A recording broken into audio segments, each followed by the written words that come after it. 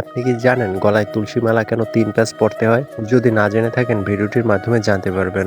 স্কন্দ পুরাণে বলা হয়েছে যে এই ব্যক্তি নিজের গলায় তুলসী মালা ধারণ করে না, ওই মূঢ় ব্যক্তি যদি জল স্পর্শ করে তাহলে ওই জল মদের সমান হয়ে যায়। আর যদি অন্ন স্পর্শ করে তাহলে ওই অন্ন রাজহংসের বিষটা বা মলের সম হয়ে যায়। তাই প্রত্যেক মানুষের তুলসী মালা পরিধান করা একান্ত কর্তব্য।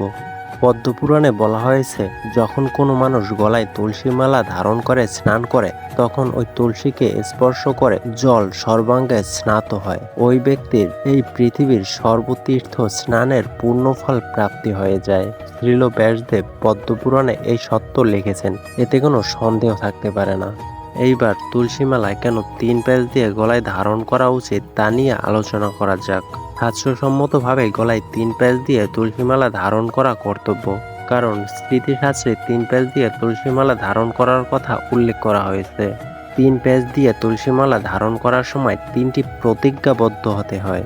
প্রতিজ্ঞা ৩টি হলো, প্রথম প্যাচ দিয়ে বলতে হয় আমি নিজেকে উদ্ধার করিব হরিনামের দ্বারা। দ্বিতীয় প্যাচ দিয়ে বলতে হয় আমি আমার পরিবারকে উদ্ধার করিব হরিনামের দ্বারা। তৃতীয় প্যাচ দিয়ে বলতে হয় আমি যাহাকে দেখিব তাহাকে বলিব হরিনাম, উদ্ধার হইবে সে হরিনামের দ্বারা।